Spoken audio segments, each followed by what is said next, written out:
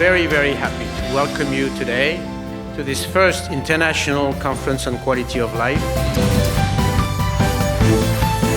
In order for progress to benefit the quality of life, we must define what is desirable. We need to transform our notion of well-being from an implicit to an explicit goal. It's important to limit climate change if we want really to keep this possibility of well-being for most of our citizens around the world. Good. So what we need to do is to work out a way in which we can help people harness this technology. Since that has changed, and since what we're doing is obsolete, how can I ask 3 whys in a row, and what for? What for are we doing this, and isn't there a better way, even if it involves risk? The risk in the end is much smaller.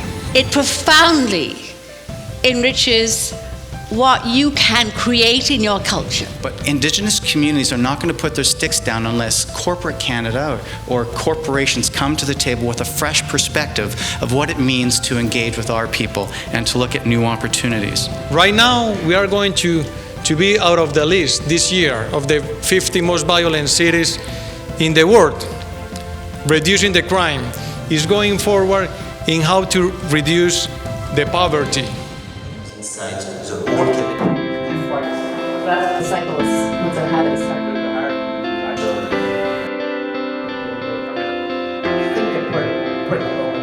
I have the dimension, however, I do not.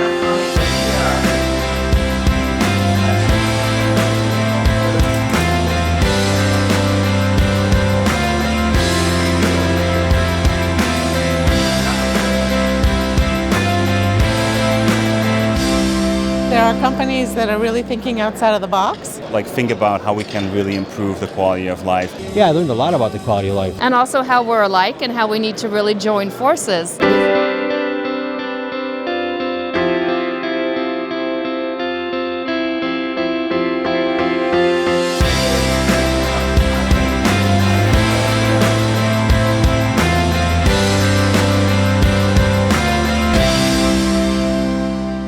Each of us has the potential and the power to inspire future leaders. It's not only an investment into the future, but it's our obligation. When we do, we all win. It's my generation that opened the doors and opened their minds, more importantly, to what the entire population could do. And so now we have a room that's full of everybody. It is really interesting to see how you can develop such an interesting model through using this technology. I think our generation today cares a lot about how to make ourselves happy and keep everyone around happy. Question is happiness, Paris talked about. Happiness is totally based on perception.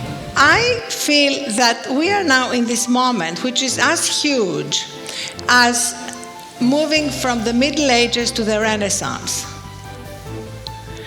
when in a few years it will seem unthinkable that there are still people living the way we're living now. We're beginning now to see more credibility given to the importance of teaching skills in empathy and compassion. We have first to protect life against death, and yes, improve, but to improve the quality of life of the bottom billion, the bottom billion, the ones who are excluded. We're being led by leaders in politics, in business, in media, who are very smart, with very high IQs, making terrible decisions because they are not addressing their own quality of life issues, and as a result ignoring the quality of lives of those who work with them. So thank you so much, Sodexo. We now have a platform for communication, energy, and transport that will allow us, the human race, to eliminate all the middlemen. The future is good, and it depends on young people. They have a lot of wisdom in the way they see the world. Today I learned that quality of life was about satisfaction. I think it's opened my eyes to be more holistic about what quality of life is. Quality of life to me is about the ability to pursue what makes you happy. This conference is a new step for all of us in the search of how are we going to continue to put human beings at the center of progress. In 2 years from now, we will organize our second conference somewhere else in the globe. And we would like to have you participate. Thank you.